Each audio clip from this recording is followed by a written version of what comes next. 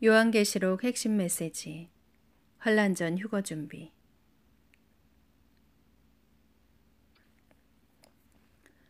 요한계시록은 해석하기가 매우 난해한 책이다. 사건 발생 순서대로 기록된 것도 아니고 그렇다고 순서가 완전히 무시되지 않은 구도들과 패턴이 등장한다. 그러나 요한계시록을 교회를 위해 주신 목적이 있다. 이 목적은 주로 1장과 마지막 22장에 나오고 7교회에 보낸 2, 3장에 집중되어 있다. 요한계시록을 교회에게 주신 핵심 메시지는 환란 전에 준비하여 올라가야 한다는 깨달음이다. 어차피 환란의 상황은 때가 되면 다 명확하게 드러날 것이다. 적그리스도가 누구인지 666이 무엇인지 그때가 되면 알 것이다. 그럼에도 불구하고 환란을 언급하는 이유는 반드시 피해야 할 경고가 되기 때문이다. 환란 전 휴거 관련 메시지들은 다음과 같다. 다시 오시는 주님은 구름 타시고 공중으로 오신다. 도둑같이 오신다. 기도로 항상 깨어 준비된 상태가 되어야 한다. 택한 자들은 천사들이 불러 모을 것이다. 종말의 징조들은 그때를 분별하여 대비하라고 주신 것이다. 지혜로운 처녀들이 올라간다. 환란을 통과하는 신자들을 위한 메시지들도 있다. 박해와 순교를 당할 것이다. 재앙, 진노, 전쟁, 사망, 애국. 그때를 대략 알 수 있다. 짐승의 우상을 세운 날로부터 1260일 정도 지나면 주님이 지상으로 오실 것이다. 미련한 처녀들이 남는다.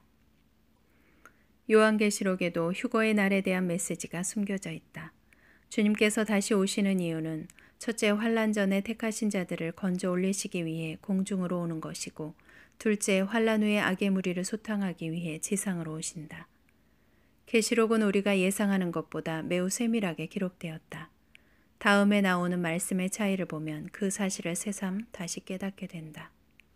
계시록의 앞부분에는 장차 오실 분이 기록되었다. 이제도 계시고 전에도 계셨고 장차 오실 분. 이제도 있고 전에도 계셨고 장차 올 자요 전능한 자라.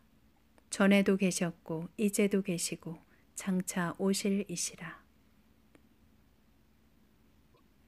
그러나 11장부터는 장차 오실 분이 빠져 있는데 11장 이전에 오셨다는 의미다. 옛적에도 계셨고 지금도 계신 주 하나님 곧 전능하신 이여. 전에도 계셨고 지금도 계신 거룩하신 이여.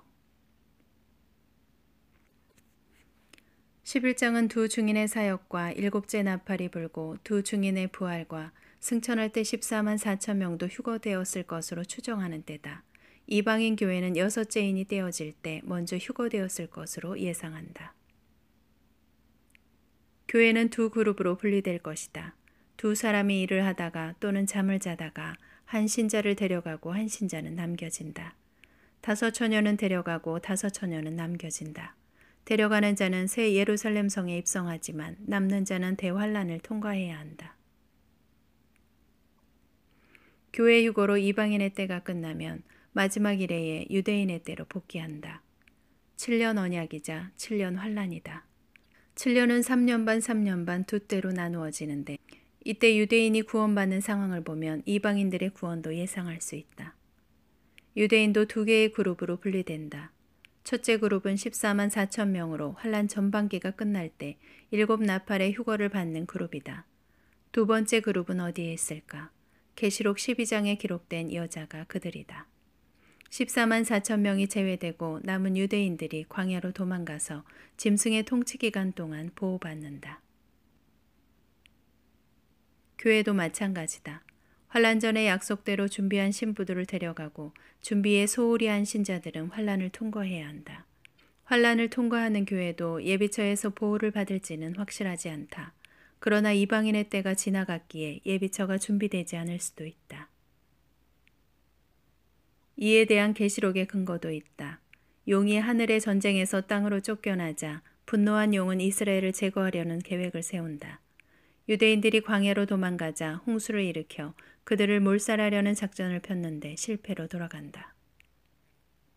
땅이 여자를 도와 그 입을 벌려 용의 입에서 토한 강물을 삼키니 용이 여자에게 분노하여 돌아가서 그 여자의 남은 자손 곧 하나님의 계명을 지키며 예수의 증거를 가진 자들과 더불어 싸우려고 바다 모래 위에 서 있더라. 그 여자의 남은 자손 곧 하나님의 계명을 지키며 예수의 증거를 가진 자들이 환란을 통과하는 교회를 상징한다. 용이 짐승과 거짓 선지자를 세워 교회를 박해하려는 계획을 세운다. 우리는 교회의 두 그룹에 대한 지식과 두 그룹에게 주신 말씀도 가지고 있다. 환란 전 휴거를 위한 그룹을 격려하고 독려하고 분발을 촉구하지만 환란을 통과하는 그룹들에 대해서도 아낌없는 격려와 용기를 촉구한다. 그러나 너무 어려운 길이다. 교회가 두 개의 그룹으로 분리되는 상황은 불가피하게 일어날 것이다. 어느 그룹에 속할지는 전적으로 신자들이 자신을 어떻게 준비하느냐에 달려있다. 약속의 말씀을 믿고 순종하며 준비하는 신자는 지혜로운 그룹이다.